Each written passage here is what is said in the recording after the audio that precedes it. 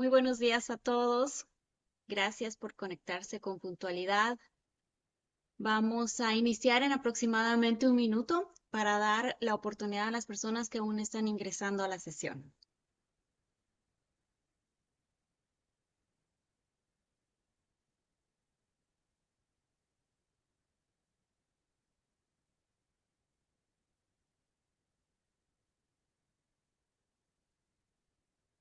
Bienvenidos a todos. Estamos dando un minuto más para que los que se registraron al webinar puedan ingresar a la sesión.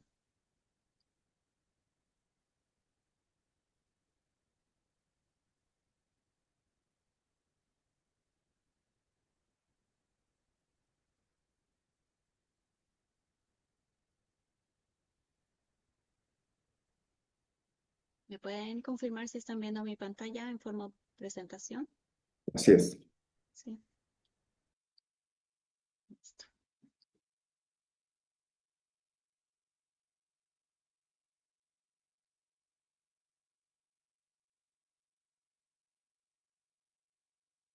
Buenos días a todos los que están ingresando. Vamos a iniciar en aproximadamente unos 30 segundos. Estamos dando la oportunidad a las personas que aún están ingresando a la sesión.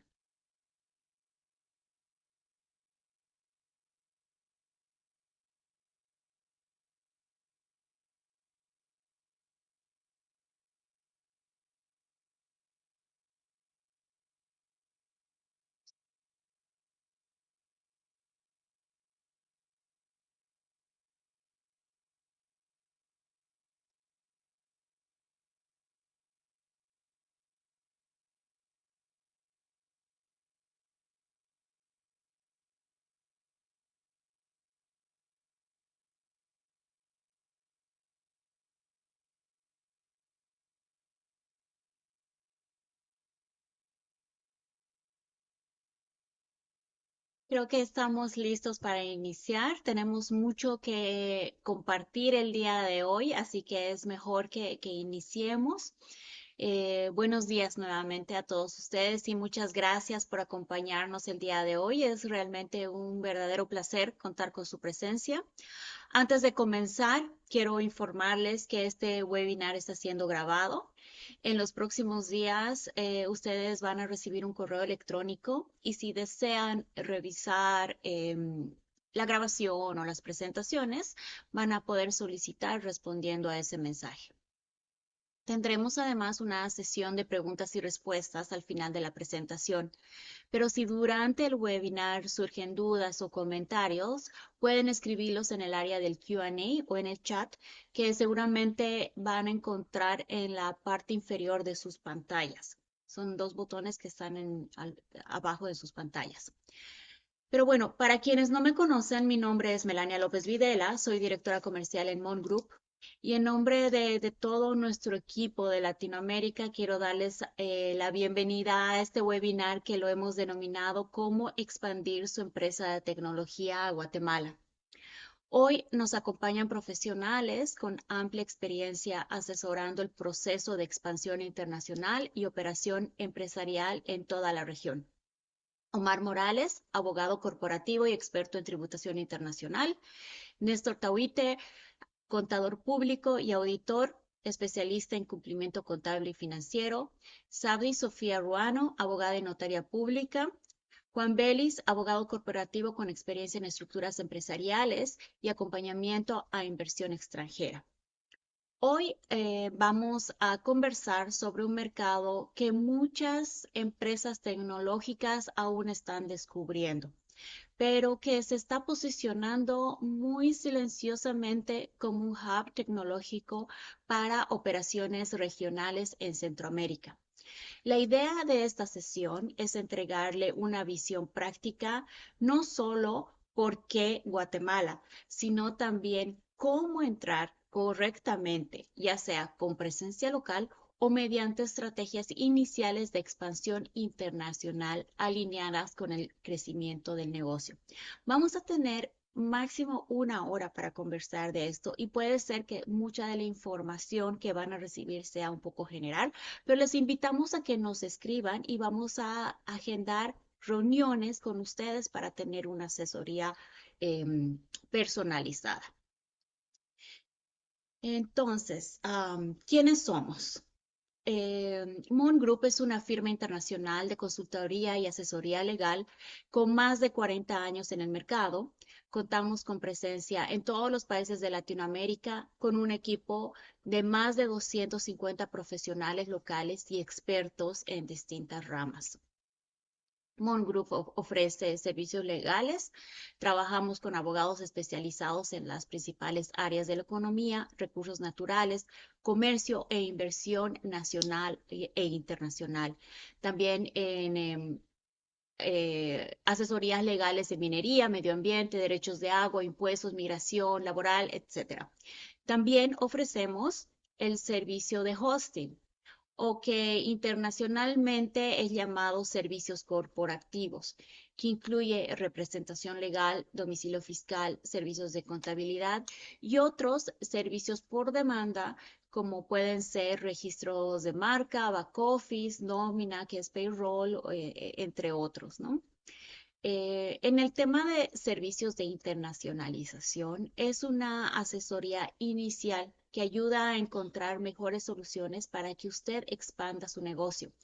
En otras palabras, los llevamos de la mano en todo el proceso que usted tiene que seguir al momento de expandir sus negocios o su empresa a otros mercados y usted solamente se puede enfocar en el core de su negocio, o sea, en las ventas y el desarrollo operativo. Pero entonces, entrando en materia, ¿por qué Guatemala? ¿Por qué hemos elegido Guatemala? Guatemala es una de las economías más grandes de Centroamérica, con más de 17 millones de habitantes y una ubicación estratégica que conecta naturalmente Norteamérica y Sudamérica. Durante las últimas semanas, además, Guatemala ha estado particularmente presente en la conversación regional debido a distintos acontecimientos económicos e institucionales que han puesto nuevamente al país bajo la atención de inversionistas y organismos internacionales. Más allá de las noticias puntuales que hemos estado escuchando, lo relevante para el mundo empresarial es que esto refleja algo importante. Guatemala está en un momento de redefinición económica y atracción de inversión, donde existe interés por modernizar sectores productivos y acelerar la digitalización. Y justamente en este entorno, es en estos periodos de transformación suelen aparecer las mejores oportunidades para empresas de diferentes sectores, pero en especial para empresas tecnológicas que llevan eh, ex- explorando diferentes mercados y también pueden llegar temprano a un país donde está con estos cambios.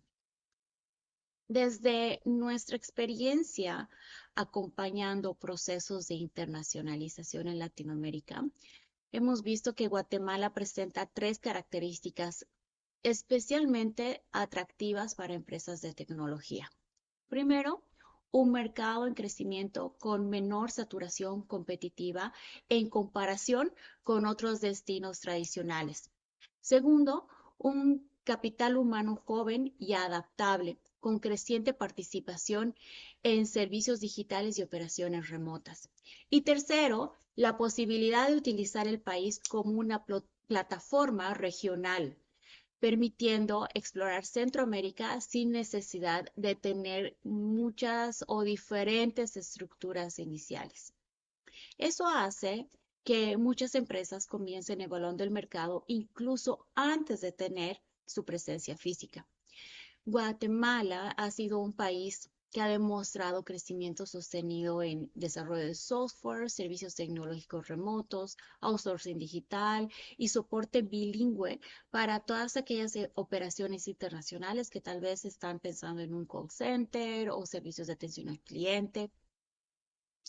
Todo esto ha permitido a empresas extranjeras acceder a un talento humano competitivo en costos y manteniendo estándares alineados con los mercados globales o internacionales. Además, la digitalización acelerada de empresas locales está generando demanda real por soluciones tecnológicas en áreas como fintech, plataformas SaaS, cloud services, automatización empresarial y ciberseguridad.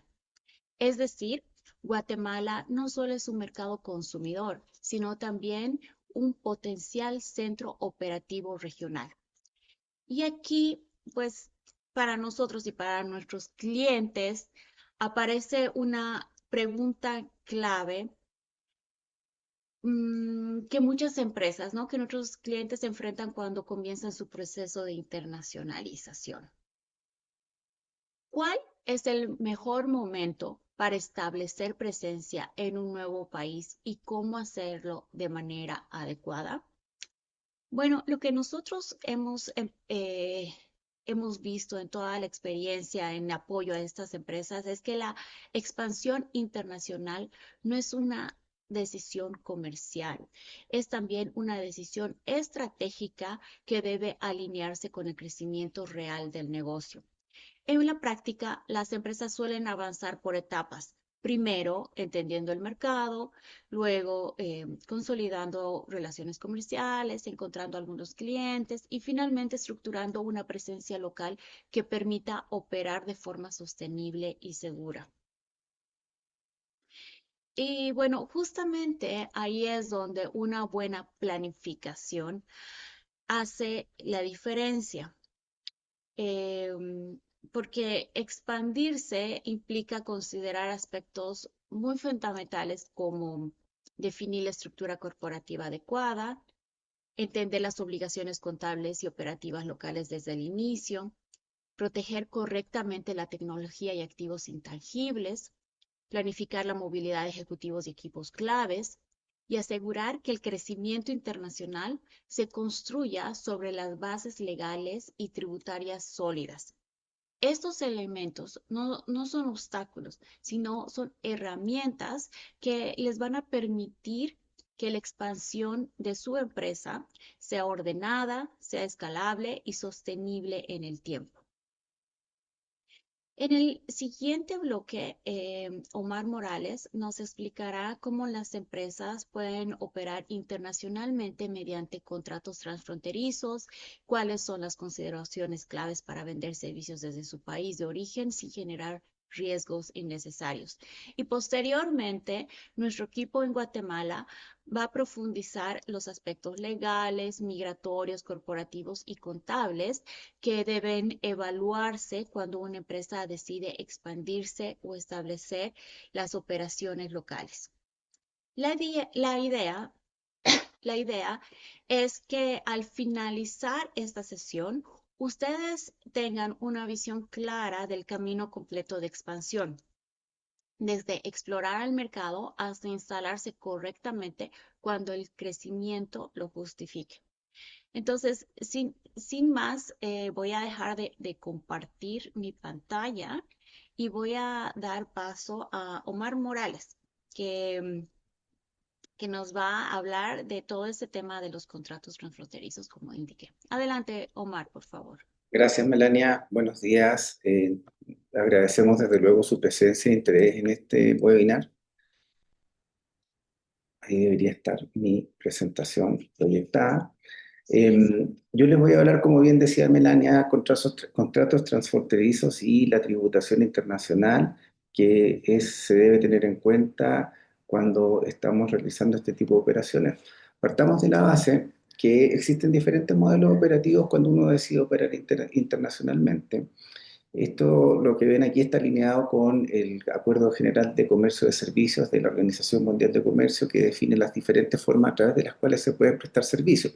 Ahora, las operaciones no son solo servicios, también se trata de comercio de bienes, y a nivel internacional existen instrumentos específicos para regular comercio de bienes, comercio de servicios y la protección de inversiones. Entonces, existen los tratados de libre comercio, que se refieren a bienes, principalmente, y los tratados más modernos cubren otros temas también, como propiedad intelectual, protección de inversiones, Tradicionalmente existen los acuerdos de protección de inversiones que han suscrito muchos países, dependiendo, digamos, la jurisdicción puede ser más o menos extensa la red de este tipo de convenios, y los convenios de doble imposición o tratados de doble tributación también, como se les llama, que son interesantes para el área, particularmente de servicios, mientras los tratados de libre comercio, como dije, se dedican a regular principalmente comercio de bienes. Entonces partimos con una empresa mexicana que quiere venderle a clientes en el extranjero y opera directo desde su país de origen sin llegar a enviar personal ni a prestar un servicio en concreto en el otro país. Entonces, en este caso, normalmente la tributación queda en el país de la residencia del prestador. Otra posibilidad es que la empresa busque un distribuidor independiente en el país fuente, como se llama aquel en que se generan los ingresos, y en este caso se requiere tener un buen contrato, como de lo que vamos a hablar un poco más adelante. Otra posibilidad es que yo contrate a un agente comisionista o bien a una persona que puede ser dependiente independiente. Si es independiente, significa que esta persona no solo me presta servicios a mí en forma exclusiva, sino que también se lo presta a otras empresas. Eh, También existe la posibilidad que es ya aterrizar en el país, constituir una filial para que esa filial preste servicios localmente y en ese caso esa filial queda completamente sometida a la jurisdicción, en este caso de Guatemala. Y en ese caso, normalmente uno lo hace cuando tiene operaciones significativas y permanentes, rara vez cuando tiene un proyecto. A veces se comienza prestando servicios desde el exterior en algún momento el cliente local le dice, sabe que yo necesito que usted se instale porque necesito tener una relación más directa con su empresa, necesito su personal acá, necesito que me preste servicios de asesoría, mantenimiento, y el cliente al final lo fuerza a instalarse. Eso, por supuesto, es una decisión estratégica. Lo importante es tener en cuenta todas las posibilidades. Es frecuente en la práctica que los clientes ven una factura extranjera y se aterran. Entonces, yo no sé lo que es esto, a mí esto no me sirve, yo no puedo aprovechar el gasto, yo no puedo trabajar con facturas extranjeras y se produce un colapso. Y el cliente al final dice, pero no hay ningún problema, nosotros siempre lo hacemos, tenemos muchos clientes, mira, a mí me da lo mismo, yo de eso no entiendo nada, por favor instálese, deme una factura local y todos operamos tranquilos. Más de una vez lo hemos visto, por no decir bastante frecuentemente.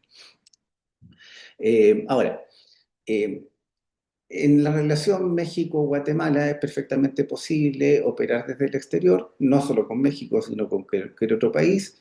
eh, y en ese caso no va a ser necesario constituir la filial en Guatemala, pero como les digo, a veces temas operativos, el cliente local se lo exige porque se siente más cómodo, porque su gente no tiene familiaridad con el tratamiento de las facturas extranjeras, entonces lo fuerza a instalarse. Ahora, las actividades que normalmente se prestan desde el exterior, el software rara vez se produce localmente en nuestros países, en Latinoamérica normalmente viene de otros países. En los últimos años se ha desarrollado una industria de software en varios países latinoamericanos, pero sabemos que principalmente vienen hoy día de Estados Unidos, también están apareciendo desde China, desde Europa ha sido tradicional, y esa es la situación en la que estamos hoy día.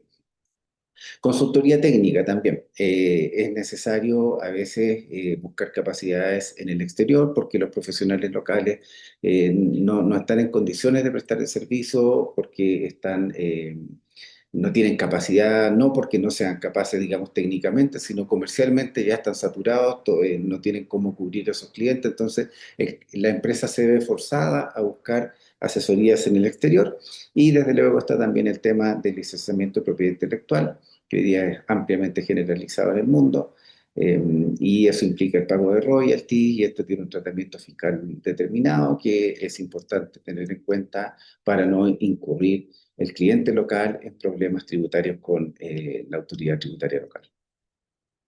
Ahora, cuando hablamos de contratación transfronteriza, hay que firmar un contrato. Es importante tener un contrato. Dice que yo tengo orden de compra. La orden de compra también es un contrato. Es un contrato más simple, que a veces se le agregan términos y condiciones, o bien si no se dice nada, queda regulada por la legislación sustantiva por defecto. Eh, pero como en los últimos años, digamos en las últimas décadas más bien, eh, ha habido una expansión importante de operaciones de empresas, en nuestro caso de Estados Unidos, con Latinoamérica. Se están usando mucho los contratos que hacen los estadounidenses y se adaptan a la legislación local. Eh, entonces, un primer problema que viene es qué legislación va a regir ese contrato. Si yo soy un guatemalteco y tengo un cliente, una empresa mexicana, perdón, una empresa mexicana que tiene un cliente en Guatemala, yo le voy a tratar de imponer mi contrato mexicano. Él me va a decir, yo quiero mi contrato guatemalteco porque yo lo que conozco es la legislación guatemalteca. Entonces ya viene una primera discusión, ¿cuál es la ley aplicable al contrato? Se puede recurrir a los términos y condiciones que maneja las Naciones Unidas a través de la Comisión para el Desarrollo del Derecho Mercantil, al final dicen, bueno, una cosa es la ley y otra cosa es dónde se va a resolver la controversia que podría llegar a producirse en el evento que hay un problema entre nosotros. Entonces, ahí se recurre al arbitraje.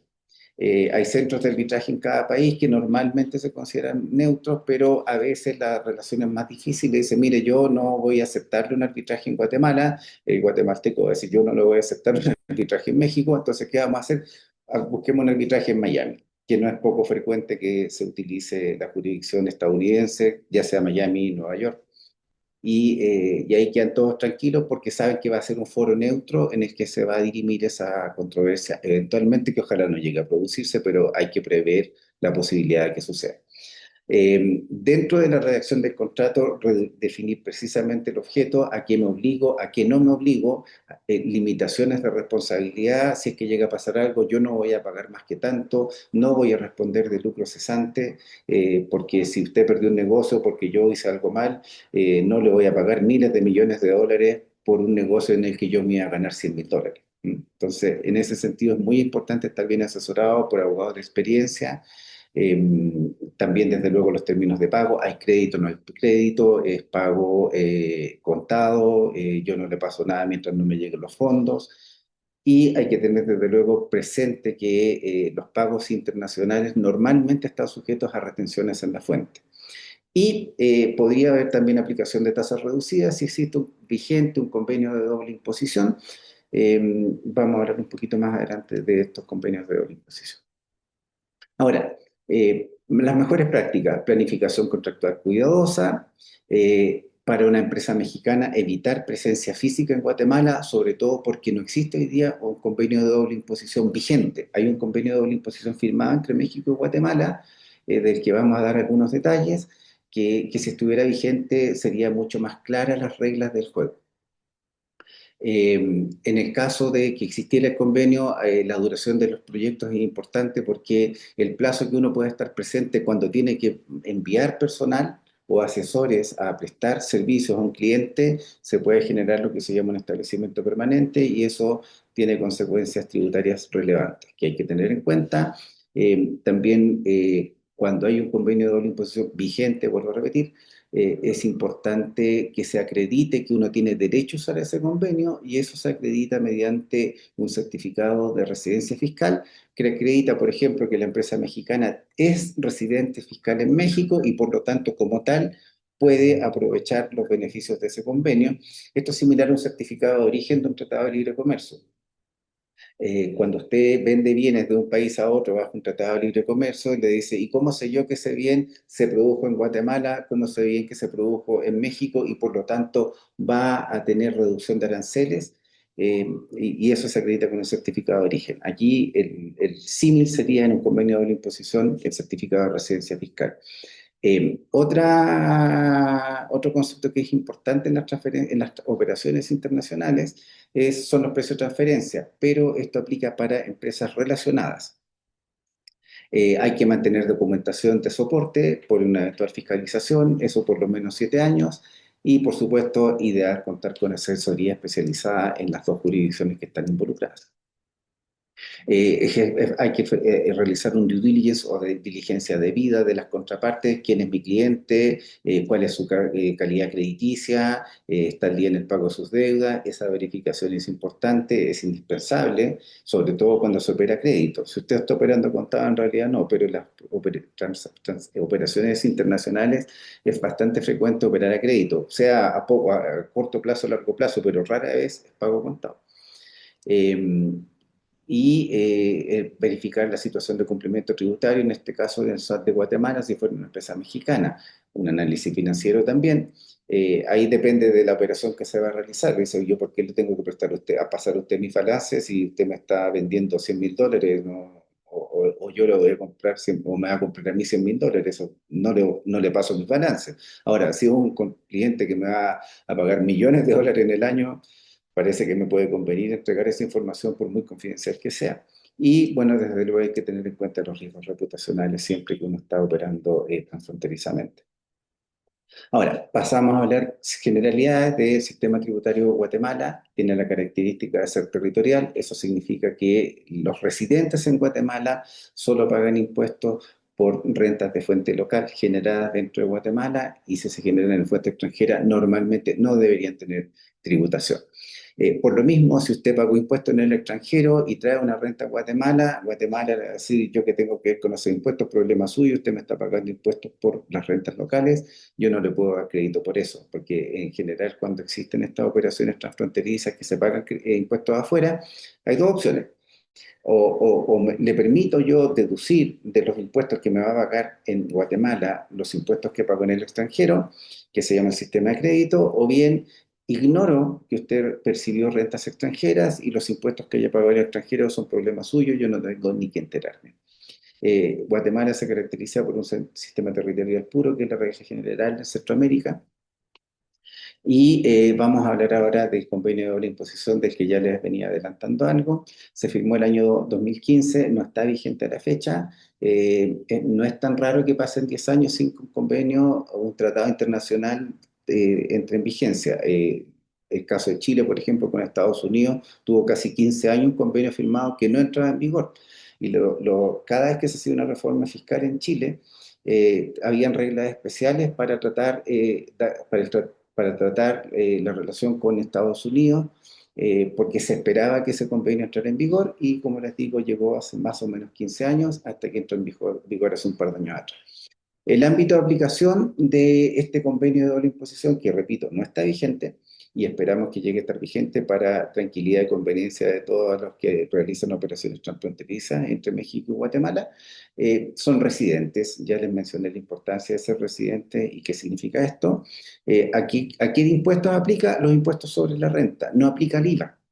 Esto es súper importante. Hemos recibido consultas de clientes que dicen, ¿y qué pasa con el IVA bajo el convenio? El IVA no aplica al convenio, o el convenio no aplica el IVA, digamos, son impuestos a la renta. El beneficio principal que tienen estos convenios es que le dice, usted no va a pagar impuestos en la fuente donde está percibiendo sus rentas, a menos que tenga un establecimiento permanente. Entonces, una empresa mexicana que presta servicios desde México sin ninguna presencia en Guatemala no va a tener un establecimiento permanente, y inclusive si llega a mandar personal, no necesariamente se va a llegar a constituir un establecimiento permanente. Cuando se constituye el establecimiento permanente es como si hubiese constituido una filial local. Ese es el efecto fiscal que tiene la existencia de un establecimiento permanente. Ahora, eh, ¿qué gracia tienen los convenios de doble imposición? Reducen o eliminan la tributación en la fuente. Por ejemplo, los dividendos que se paguen de una empresa mexicana a Guatemala o viceversa, la retención va a ser del 5%, o se va a reducir al 5%, siempre que yo tenga al menos un 25% de la propiedad de la empresa que hace la distribución del dividendo. Y si tiene menos de un 25%, la tasa de retención es 15%. Los intereses, las tasas máximas, 5% o 15%, depende si se trata de préstamos que se realizan por instituciones financieras o si son empresas que no califican como entidad financiera. y las regalías o royalties una tasa máxima del 10%, versus en este caso que desde Guatemala las tasas son normalmente el 15%, pagos al exterior quedan con una retención del 15% y dependiendo del concepto por qué se está realizando ese pago, bajo ese convenio van a quedar reducidas. Les decía la importancia del certificado de residencia fiscal que dice que la empresa que está realizando el pago o que está recibiendo el pago más bien es residente en uno de estos dos países y por lo tanto tiene derechos al convenio. Vamos ahora con la definición de establecimiento permanente. Un establecimiento permanente tradicionalmente es un lugar fijo de negocios a través del cual se lleva a cabo una actividad comercial, una oficina, un taller, una fábrica, una mina también. Ahora, existen situaciones asimiladas a un establecimiento permanente. No hay una oficina, no hay un taller, pero yo, empresa mexicana, mando personal a Guatemala, ese personal pasa ciertos días en Guatemala. ¿Cuántos días pasó? Si pasaron más de 183 días en un plazo de 12 meses, se genera el establecimiento permanente y eso implica la obligación de registrarse con la autoridad fiscal local y empezar a pagar impuestos como si fuera una empresa guatemalteca, si es mexicana, o una empresa mexicana si el prestador está en Guatemala. Eh, y también las obras de construcción. A mí me encargan de desarrollar un proyecto, una carretera, cuánto tiempo voy a estar, paso 6 meses, es establecimiento permanente. Estuve 4 meses, no hay establecimiento permanente. Si no hay establecimiento permanente, no hay tributación en la fuente, no hay retención en la fuente. Ese pago, el pago de esa factura, no va a estar afecto a retención, no debería quedar afecto a retención. Ahora, ¿le van a aplicar el IVA? Probablemente sí, le van a decir, mira, este es un servicio que se aprovechó localmente, entonces a esa factura extranjera usted, empresa guatemalteca, agréguele el IVA y págueme el IVA y después ocupa ese IVA como crédito contra sus débitos fiscales que tiene que pagar como empresa, digamos, todos los meses. Eh, las retenciones, conversamos de esto, dividendos 5%, intereses 10% son las tasas que aplican en Guatemala, regalías 15%, se ven reducidas a 10% con un CDI. O sea, en estos conceptos, sí, cuando llegue a entrar en vigencia el CDI, el convenio de doble imposición, no va a haber una diferencia excepto en temas regalías. En temas de servicios hay que tener cuidado. Hay establecimiento permanente. No, entonces no hay retención, hay establecimiento permanente, regístrese localmente, o algunos países dicen, ¿sabe qué más? Págueme la retención, no se registre y con eso yo me quedo tranquilo y hasta ahí llega su responsabilidad fiscal. Entonces, esperemos, como les decía, que este convenio llegue a entrar en vigor para que se vea reducida la carga fiscal que existen en las operaciones transfronterizas México-Guatemala, ida y vuelta. Eso hasta aquí, los dejo con Juan Belis, muchas gracias. Si tienen una consulta, lo dejamos al final. Gracias, Omar. Mucho gusto a todos. Entonces, mucho gusto. Yo les voy a dar aspectos a considerar en cuanto a la propiedad intelectual, que es un aspecto fundamental, ¿verdad? Son activos intangibles para nuestras empresas y a la hora de buscar la expansión o iniciar operaciones. eh, en Guatemala, pues siempre es deseable tener la protección, ¿verdad? Entonces, en líneas generales, la propiedad intelectual busca proteger todas las creaciones humanas, ya sea las científicas o las comerciales. Entonces, si estamos hablando de las comerciales, vamos a hablar de la propiedad industrial, y si estamos hablando de las intelectuales, artísticas, científicas, vamos a hablar de los derechos de autor. Y esto es relevante porque en Guatemala, el registro de propiedad intelectual como entidad rectora es la encargada de la protección de estos activos, de estos activos intangibles de nuestras empresas, ¿verdad? Entonces, ¿qué aspectos debemos considerar? Si bien el registro de propiedad intelectual en Guatemala pues contempla la protección para todos los signos distintivos como las marcas, los emblemas, las señales de publicidad, los nombres comerciales y bueno, las patentes de invención, pues las más comunes o las más necesarias, digámoslo así, las principales que deben considerar ustedes es la protección de las marcas y los nombres comerciales. ¿Esto por qué?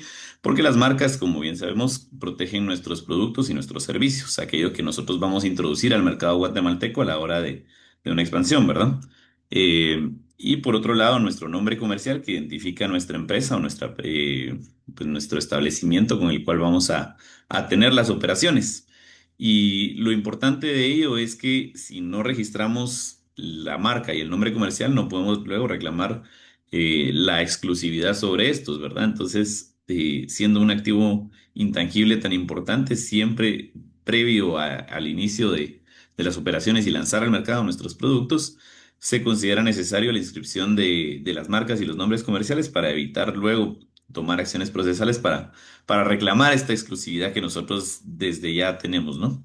Eh, Como les mencionaba, pues al igual que en el resto de países de Latinoamérica, el registro de propiedad intelectual se rige por la clasificación de NISA. Es decir, que nosotros tenemos que identificar nuestro servicio o nuestro producto que deseamos introducir al mercado guatemalteco y en base a ello eh, lograr solicitar al registro de propiedad intelectual correctamente en qué consiste nuestro producto, qué rama cubre y sobre ello solicitar la protección de una marca. Se recomienda, previo a iniciar cualquier proceso de protección de propiedad intelectual, realizar una búsqueda retrospectiva, ¿verdad? Puede ser que a la hora de introducir nuestra empresa o nuestros productos al mercado guatemalteco existan, si bien no productos exactamente iguales, productos similares, y entonces se recomienda la búsqueda retrospectiva registral para que nosotros podamos, pues, identificar si necesitamos a la hora de introducir nuestros productos, alguna modificación, algún distintivo necesario, ¿verdad? Luego de ello, iniciar el trámite en el registro de propiedad intelectual para asegurar que durante todo el proceso en el que estemos introduciéndonos al mercado guatemalteco, nuestros activos intangibles estén protegidos, porque luego de iniciar la solicitud, esto nos da la prioridad para la inscripción registral. Y por ello, al momento de recibir el título de inscripción de marca, de inscripción de patentes, pues vamos a tener la exclusividad. Y esto pues nos va a garantizar la seguridad jurídica que necesitamos para operar en el mercado guatemalteco. Y el procedimiento pues al final exige el auxilio de un profesional del derecho. Entonces, si bien siempre recomendamos que estén asesorados por un abogado, pues al final que en este caso sí termina siendo obligatorio para la gente que necesite introducirse al mercado guatemalteco y proteger sus activos intangibles. Ahora bien, enfocado precisamente a las empresas de tecnología, como nos mencionaba Melania, pues al final que Guatemala está empezando a ser un nicho para este tipo de empresas de fintech y pues otro tipo de servicios digitales, ¿no? Y la particularidad que tienen pues estas empresas es que sus activos intangibles consisten en softwares, programas, algoritmos, etcétera, y estos no precisamente se encuentran protegidos por la propiedad industrial, sino por los derechos de autor, como creaciones científicas, ¿no? Eh, entonces, pues al final se va a tener un régimen distinto. Sin embargo, podemos comentar al respecto que la protección es mucho más amplia, pues dura 75 años desde la inscripción y la publicación del registro de estos activos. Esto nos da la titularidad sobre los derechos de autor, la posibilidad de licenciarlos, digamos, de explotarlos. Eh, y pues al final que se debe saber que por ser derechos de autor, un titular solamente puede ser el individuo, ¿no? Entonces, en el caso del software creado, va a ser el titular el individuo y los derechos económicos pueden ser cedidos a la entidad o empresa que se utilice para operar en el país. Por otro lado, sí quisiéramos dar unos consejos prácticos para introducir nuestros activos intangibles en Guatemala relacionados con propiedad intelectual. ¿Esto por qué? Porque como si bien les mencionaba, los software, los programas, los algoritmos, los dominios, etcétera, eh, son activos protegidos por la Ley de Derechos de Autor y Derechos Conexos y no precisamente por la Ley de Propiedad Industrial guatemalteca. Eso quiere decir que tienen un régimen distinto, como les mencionaba, y pues al final que consideramos importante mencionar esta diferencia de régimen, pues no todo activo recomendamos que sea inscrito. Por ejemplo, eh, hay ciertos activos como los software, las bases de datos, que por ser derechos de autor y derechos conexos, el régimen que los regula, van a ser publicados en el registro. Al final, el registro de propiedad intelectual es un registro público, ¿no? Entonces, cualquier persona, cualquier ciudadano va a tener acceso eh, a lo que se registre. Y entonces, estos activos intangibles se ven expuestos, ¿no? Y entonces lo mejor es proteger estos activos intangibles mediante otros mecanismos, por ejemplo, los contratos de confidencialidad y los acuerdos de no divulgación. Regular en nuestra empresa quiénes tienen acceso a estos activos intangibles, cuál es el procedimiento para acceder, cuáles son las garantías que yo le doy a mi personal para acceder a ellos, cómo lo comparto a la hora de comercializarlo. Y por ello, pues la regla de oro sería saber que estos son registros públicos y que si deseamos que todos nuestros activos intangibles y digitales estén protegidos en un registro público, pues toda la gente va a tener acceso a ellos, ¿no? Por eso recomendamos que se asesoren pues se examine cuáles son susceptibles de inscripción, cuáles son necesarios para su inscripción y cuáles debemos regularlos con instrumentos legales, pero internos de la empresa, ¿no? Y por otro lado, con la regla de oro de la marca del nombre comercial, es el tema de la exclusividad. Nuestros productos se identifican con las marcas, con los nombres comerciales que nosotros tengamos, identificamos a nuestra empresa y eso es lo que nos va a dar la exclusividad. Entonces, recomendamos que previo a salir al mercado se realice la inscripción de estos activos digitales. Si gustan posteriormente, pues tenemos un espacio para preguntas y podemos ampliar todo esto. Mientras tanto, yo le voy a ceder la palabra a la licenciada Sabdi Ruano para que nos hable un poco de la movilidad ejecutiva. Buenos días a todos, mucho gusto. Enseguida les presento la presentación. Ok. Bueno, este es un punto importante respecto a la movilidad ejecutiva y la migración empresarial cuando ustedes buscan expandir sus negocios. El punto central de este tema, y puede ser que incluso de esta conferencia, es cuándo va a ser necesario que ustedes trasladen personal a Guatemala. Es muy importante que antes de considerar trasladar personal, su entidad ya esté debidamente constituida en Guatemala. Tiene que tener una presencia formal, ya sea a través de una sucursal de la entidad extranjera o a través de una sociedad local. En Guatemala, nuestras leyes laborales permiten contratar hasta un máximo del 10% de trabajadores extranjeros. Quiere decir que el 90% de sus trabajadores van a tener que tener la nacionalidad guatemalteca. Sin embargo, pues también tenemos el beneficio que para los puestos de confianza no es necesario que sean parte de esos porcentajes, es decir, los gerentes, los directores, los jefes de área, los representantes legales, estos están exentos de ese porcentaje y entonces ustedes pueden aprovechar a que esos puestos de confianza los ocupen personas extranjeras que ustedes ya conocen y que ya conocen el giro de su negocio. Todo va a depender realmente de la tecnicidad o del nivel de especialidad que ustedes busquen manejar. Ahora bien, ya sea independientemente de qué puesto vaya a ocupar la persona aquí en Guatemala, va a ser necesario que solicite un permiso de trabajo y una residencia temporal. Por lo que, ¿para qué puestos se suele solicitar esos permisos? Pues generalmente les comentaba que los puestos de confianza, las empresas prefieren que los ocupen personas de su país que ya conocen el giro del negocio, que son de confianza, valga la redundancia, y que tienen la capacidad de dirigir el negocio en otro país. Sin embargo, puede ser que también sea necesario que ustedes envíen personal para un trabajo en el que en Guatemala no exista el personal guatemalteco capacitado para ocupar ese puesto.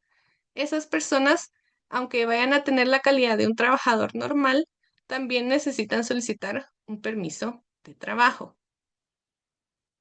Lo que ustedes van a buscar es que esas personas tengan una residencia temporal para trabajadores migrantes. ¿Cómo sería ese proceso de forma general? Pues como su sociedad ya va a estar constituida aquí en Guatemala, ya sea a través de una sucursal o a través de una sociedad local, vamos a inscribirla como garante ante el Instituto Guatemalteco de Migración. ¿Por qué? Porque esa persona va a responder por todos los trabajadores que traiga de su país. El trabajador va a necesitar tener también dos autorizaciones. La residencia temporal para trabajador migrante, que la va a otorgar el Instituto Guatemalteco de Migración, y también el permiso de trabajo, que ese lo otorga el Ministerio de Trabajo y Previsión Social. Esta residencia que ustedes buscarán obtener para sus trabajadores tendrá un plazo de 1 a 5 años. Es renovable y el plazo que ustedes la deseen, pues va a depender también del plazo en el que ustedes van a tener sus operaciones activas aquí en Guatemala. Una vez que esa residencia ya esté en trámite o que ya haya sido aprobada, entonces se puede obtener el permiso de trabajo entre el Ministerio de Trabajo y Previsión Social. Ahora, un punto atractivo tanto para ustedes como para sus trabajadores es que pues muchas personas tienen su familia en su país de origen, ¿verdad? Y cuando el trabajador ya tenga su residencia de trabajo migratoria aprobada, este puede solicitar la residencia de todo su núcleo familiar para que pues no estén separados y de igual forma estas personas también pueden obtener permisos de trabajo si así lo desean o únicamente la residencia temporal. Y para cerrar un poquito este tema, pues les mencionaba que en Guatemala solamente se puede contratar hasta un máximo del 10% de trabajadores extranjeros. Y a ese 10% solamente se les puede pagar un máximo del 15% del total de salarios de toda la empresa. Esto es porque nuestras leyes buscan darle prioridad a los guatemaltecos y al talento guatemalteco. Les mencionaba que de esos porcentajes pues están exentos el personal de confianza, como los gerentes, directores, representantes, por lo que ustedes podrían enviar bastante personal extranjero bajo estos cargos, digamos, varios gerentes extranjeros que no entrarían dentro de esos porcentajes y les permitirían tener tal vez un mejor control de su empresa aquí en Guatemala.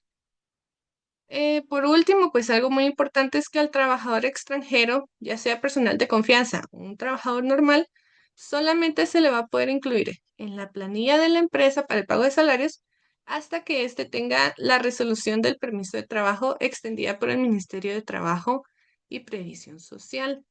El procedimiento es relativamente rápido. Generalmente se obtiene la residencia en un promedio de 5 meses y posterior a ello, pues la persona ya podrá desempeñarse legalmente y por completo aquí en Guatemala e igualmente podrá pues viajar a su país de origen si lo requiere. Ahora bien, al principio del tema anterior les mencionaba que ustedes necesitan que su empresa esté establecida formalmente en Guatemala. Y para ello es muy importante tocar el tema de la estructura corporativa que va a tener esa empresa al momento de que aterricen en otro país, en este caso, pues en Guatemala. ¿Cuándo va a ser necesario que ustedes tengan una entidad permanente en el país? Pues en primer lugar, si ustedes buscan establecer actividades comerciales permanentes en Guatemala, van a necesitar una entidad local. Esto puede darse en aquellos casos en los que el cliente exige que una empresa esté constituida en su jurisdicción para seguir celebrando contratos mercantiles. Si ustedes ya tienen varios clientes aquí en Guatemala o clientes potenciales, también puede resultar atractiva la opción de constituirla de forma permanente. Esto ustedes lo pueden realizar a través de la figura de una sucursal de su entidad extranjera o constituir una sociedad local que va a ser una sociedad nacida y regida por las leyes de Guatemala. Todo va a depender, claro, de acuerdo a sus intereses y de acuerdo al tiempo que ustedes estén buscando permanecer en Guatemala. Sin embargo, pues estas figuras son diferentes. las principales diferencias es que para constituir una sucursal, ustedes necesitan un mandatario permanente en el país. Esta persona tiene que estar siempre en Guatemala y debe tener todas las facultades necesarias para representar a la sociedad extranjera en Guatemala. Además, ustedes también necesitarán constituir una fianza a favor de terceros por el monto mínimo de $50,000. Esta va a permanecer vigente durante todo el tiempo que la sucursal esté operando en el país, por lo que pues, es un gasto a tomar en cuenta al momento de trasladar su operación a Guatemala. Igualmente, otro detalle es que cuando ustedes constituyen una sucursal, se obligan expresamente a responder de cualquier obligación, tanto con los bienes, con el patrimonio que posean en Guatemala, como el patrimonio que posean en el exterior. Aunque sea una jurisdicción diferente a Guatemala, esos bienes pueden verse envueltos en un conflicto jurídico que pudiera surgir aquí en Guatemala. Esto es bastante importante porque en una sociedad local no se tienen tantas limitantes ni se tiene que responder con sus bienes del exterior. En una sociedad local, pues ustedes, si requieren un mandatario, será únicamente para constituir la sociedad desde el extranjero para que los socios no tengan que viajar al país y no va a ser necesaria prestar la fianza a favor de terceros.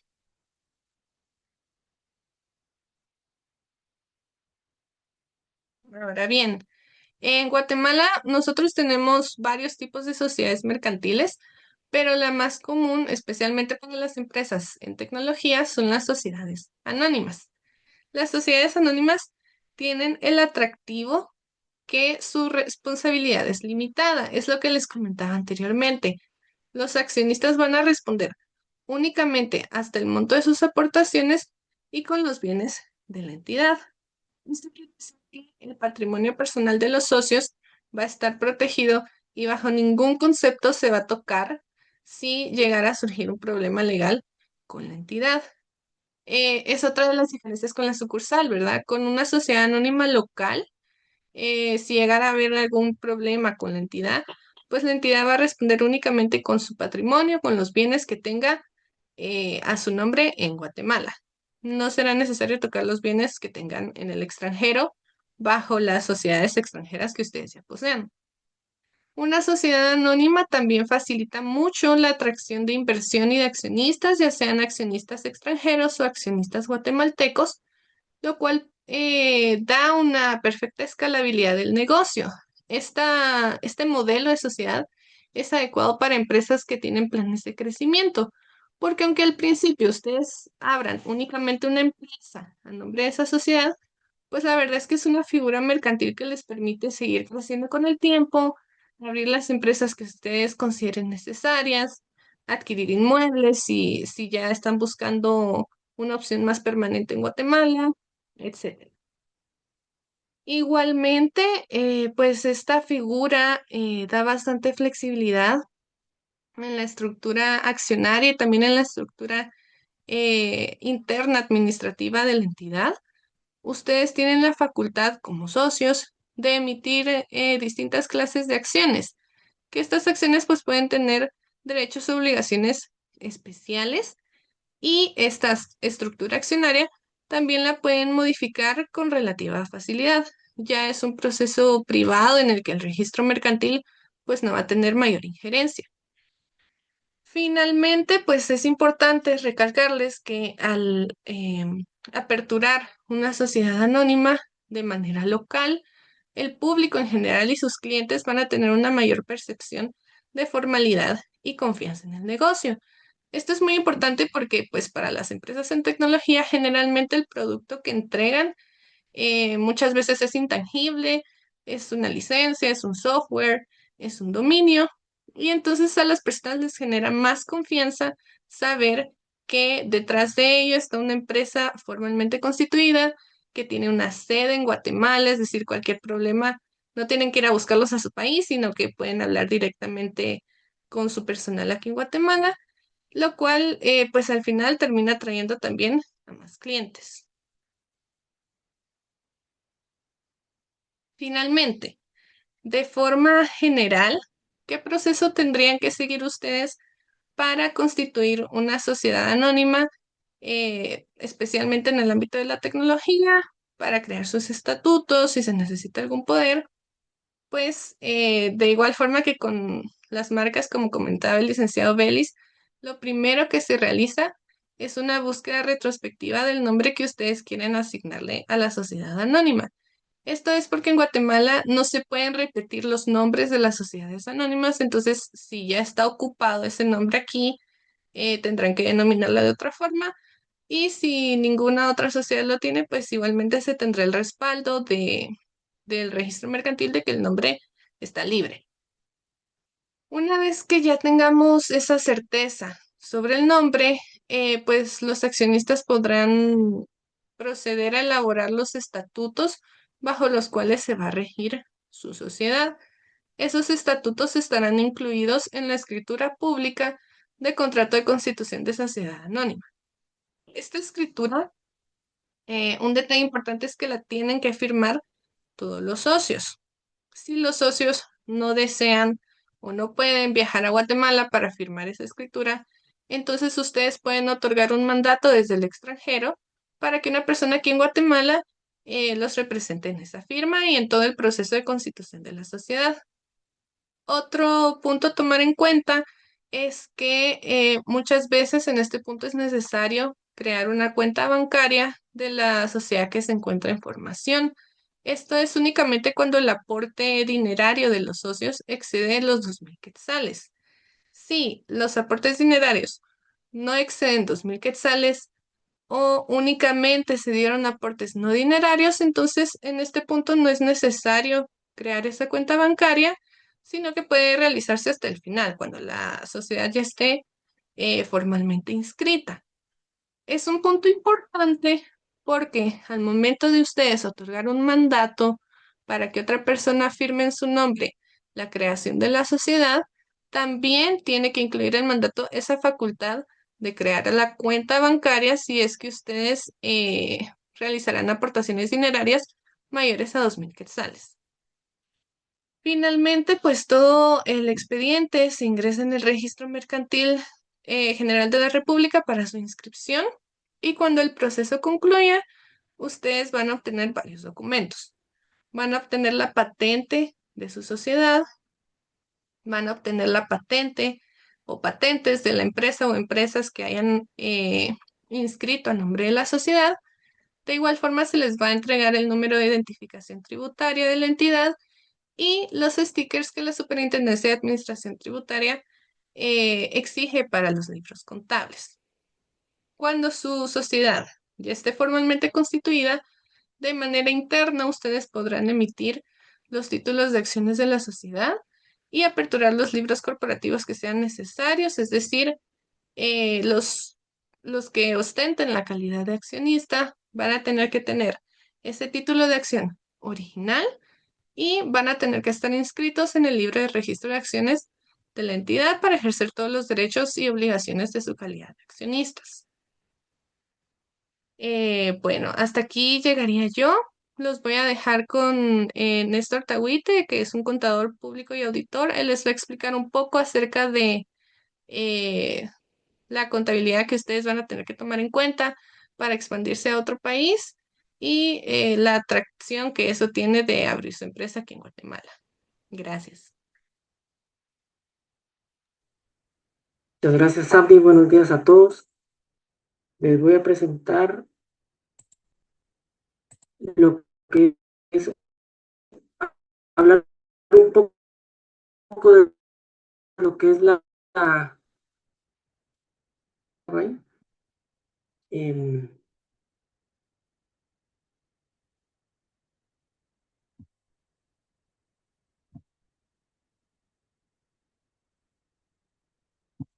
bueno, en cuanto a la gestión administrativa y financiera, quisiera partir en primer lugar con lo que es el cumplimiento contable y fiscal en Guatemala. La parte contable pues está regulada principalmente por lo que es la normativa de la Superintendencia de Administración Tributaria, SAT, que es la entidad que regula todo el tema a nivel fiscal.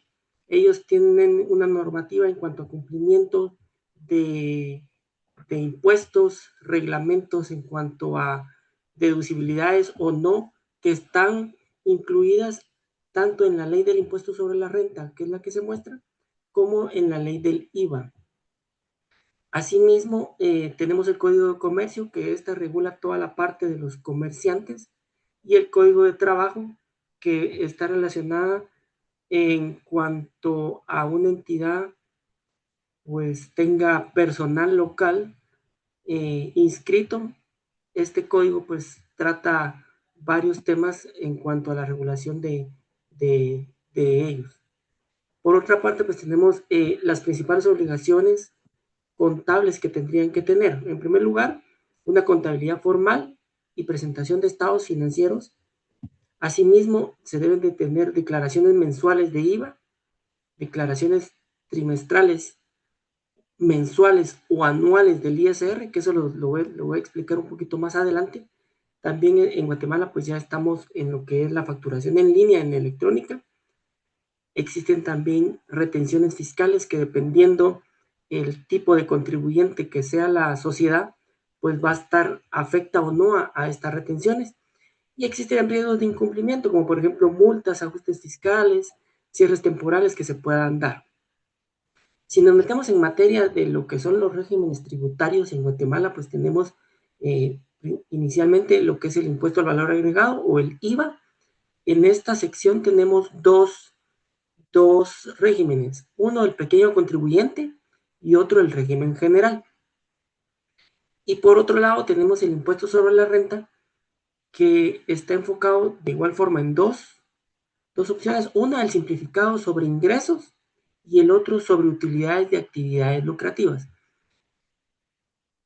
Para ahondar un poco en lo que es el IVA de pequeño contribuyente, pues aquí están algunas características. En primer lugar, está enfocado a personas individuales o jurídicas cuyo monto de venta o de bienes o servicios prestados no exceda de 125 salarios mínimos. Actualmente en Guatemala, año con año se publica una tabla de salarios mínimos tanto para el sector agrícola y no agrícola, y para la parte del no agrícola, que sería en el departamento de Guatemala, pues está en 2.402 quetzales. Esto, al tomarlo en cuenta con los 125 salarios, pues da 500.000 quetzales aproximadamente. Una vez un contribuyente o una persona exceda ese valor de bienes o servicios facturados anualmente, debe de notificar a SAT para hacer un cambio al régimen general del impuesto al valor agregado. Si no lo hiciera, en automático o de oficio, SAT viene y lo afilia al régimen general. Y por otro lado, lo afilia también a lo que es el impuesto sobre la renta sobre utilidades. Es importante indicar aquí que el impuesto al valor agregado, que está enfocado al pequeño contribuyente, es el único impuesto y está exento del impuesto sobre la renta, ¿ya? Está de igual forma obligado a llevar libro de compras y ventas, obligado a emitir facturas electrónicas por valores mayores a 50 quetzales. La tarifa del impuesto está enfocada a un 5% sobre los ingresos brutos que facturen cada mes. Como les mencioné, están exentos del impuesto sobre la renta y pueden cambiar cuando superen el indicado. Por otra parte, pues vemos el régimen general del IVA. Este está enfocado en empresas que facturan servicios y obtienen beneficios de compras que se adquieren o servicios que se adquieren y pagan sobre ellos el 12%, tanto sobre la venta como sobre la compra. Entonces, al final del mes, vienen y hacen una conciliación del impuesto que tienen por pagar versus el por cobrar, y el efecto neto es el que se presenta al mes siguiente. Y en caso de tener crédito, pues se va aplicando recuperando los meses siguientes conforme el efecto neto que estos tengan. En este caso sí ya están obligados a llevar una contabilidad completa. Libros de compras y ventas, estados financieros, libro de diario, mayor, balance, a excepción del régimen de pequeño contribuyente, que únicamente está enfocado en el libro de compras y ventas. También están obligados, en este caso, a emitir facturas electrónicas, practicar retenciones cuando corresponda, presentar declaraciones, y aquí sí ya están afectos al impuesto sobre la renta. Entre estos dos es importante indicar que, por ejemplo, el IVA que genera o el impuesto que se paga en el pequeño contribuyente no es un impuesto que sea crédito para la entidad a la cual le van a prestar ese servicio. Realmente todo es gasto. Por ejemplo, si un pequeño contribuyente facturara 100 quetzales, sobre esos 100 quetzales es gasto para la otra entidad. Y por ejemplo, si una entidad ya en el régimen general facturara los mismos 100, en el caso de la persona que obtiene el servicio, había que quitarle el impuesto, ya que ese sí es acreditable. Entonces, esa es una de las diferencias importantes dentro de estos regímenes. En este caso, en el régimen general, no hay un límite, ya está indefinido en cuanto a la prestación de bienes y servicios al momento de la facturación. Por otro lado, tenemos los dos regímenes que hablan del impuesto sobre la renta. En primer lugar, el de ingresos, que aplica un impuesto fijo sobre los ingresos del 5% hasta 30,000 quetzales y del 7% sobre el excedente de ese impuesto. Este es, pues, como mencionamos, es útil para empresas con ingresos bajos, y por el contrario tenemos el régimen sobre utilidades, que aplican sobre la utilidad neta del año un impuesto del 25%. Aquí colocamos que es favorable para empresas con costos y gastos significativos. Ambos regímenes tienen ventajas y desventajas, y es importante indicar, por ejemplo, en el caso del impuesto sobre ingresos, que es un impuesto mensual que se paga, y al final del año se hace una liquidación anual informativa donde el impuesto que va a quedar a fin de año va a ser el del mes de diciembre. Por el contrario, en el caso del régimen sobre utilidades, sí existen pagos anticipados del impuesto sobre la renta que se pagan de forma trimestral sobre cierres parciales, se podría decir, donde cada trimestre se establece un resultado neto y sobre ese se paga un 25% de igual forma. Entonces tenemos 3 pagos anticipados de impuestos sobre la renta que cubre de enero a septiembre, y la liquidación anual donde se hace el resumen de todo el año, se establece el impuesto a pagar, y a la vez ahí se liquidan los pagos anticipados que se hicieron. Ahora bien, es importante indicar esto.